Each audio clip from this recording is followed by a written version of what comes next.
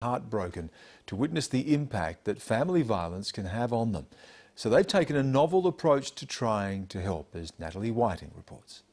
Well, hi everyone, my name is Judy. And my name is Tanya. And we're going to read you a little story. Queenie, the baby quoll, opened up her eyes and she listened. Can you listen? Put your hand This is not your average children's book. She could hear yelling and banging coming from the kitchen. What's that, she thought. The tale of Queenie the Quoll is about family violence. Eric, there's lots of yelling in my den. What's happening? Why do Mum and Dad look like monsters? Resources that deal with tricky topics are really hard to find that are suitable to use with really young children. And all children come across times in their lives where things happen that frighten them or challenge them that they don't understand. And a book that gives you tools or strategies about how to deal with it is really, really important to have in this environment. So, 1, go somewhere safe. 2, ring a friend.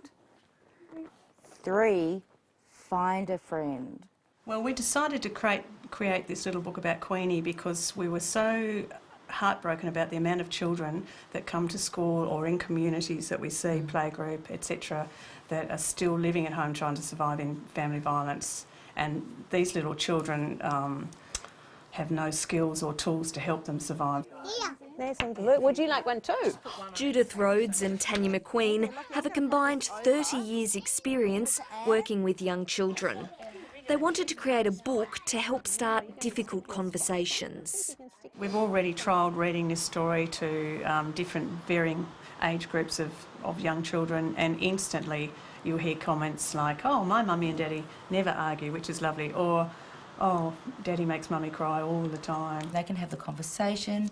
You know, if they've disclosed something major, we can refer into the right services to get assistance for these children and also for the family as well. I guess the one thing about domestic violence that challenges us is that when parents are angry at each other and their bodies are full of anger, they often don't think about the consequences of children just witnessing those behaviours. So I guess this book is a way of helping the parents understand that as well. Hugs make us feel better, don't they? Nice hugs. The book is also designed to help children protect themselves. Close your eyes. Now, take 3 deep breaths. Should we do that? Ready? Hopefully we can give children skills to cope and survive. That's our biggest thing, because quite often these children are still in the situation all the time. What do you think? Oh, very good. What about this one, Tanya? The friends spent about 2 months creating the book, but getting it published took much longer. We approached a number of organisations and there just wasn't any money there for it.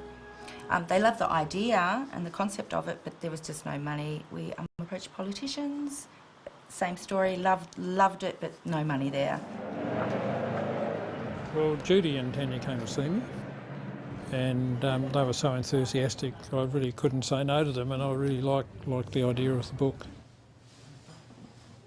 Local bookstore owner Clive Tilsley has just published 2,000 copies. I think the book's got a very important message. I think something as simple as this for a very young child to try and help a young child cope with domestic violence, there is nothing else on the market like this, and I think it fills an important gap. I really like how the book validates children's feelings of feeling scared, because children, you can imagine, feel quite confused in a house where there is domestic violence, where the one that loves them, they are also fearful of. Angela Lynch works with women who are victims of domestic violence.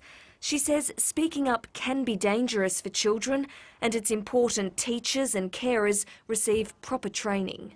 The way we protect children is to believe and validate the feelings when they come to somebody and say what's happening in their house, and to actually make the referral. If you're not an expert yourself in relation to domestic violence, make the referral over straight away to a domestic violence service. Just have a go at thinking about what signs to look for if you were looking at children? What would alert you to a problem with a child? The authors are using the book to run workshops for TAFE students. Out of those conversations, you might twig onto something that's happening somewhere that you can do something else about. And that can be just... We really liked it. We loved the conversations that were started with the students. And that's what we got out of it today, was the conversation. And that's what it is. It's a conversation starter. You know, it's not going to fix everything, but it's going to start the conversations that need to be held.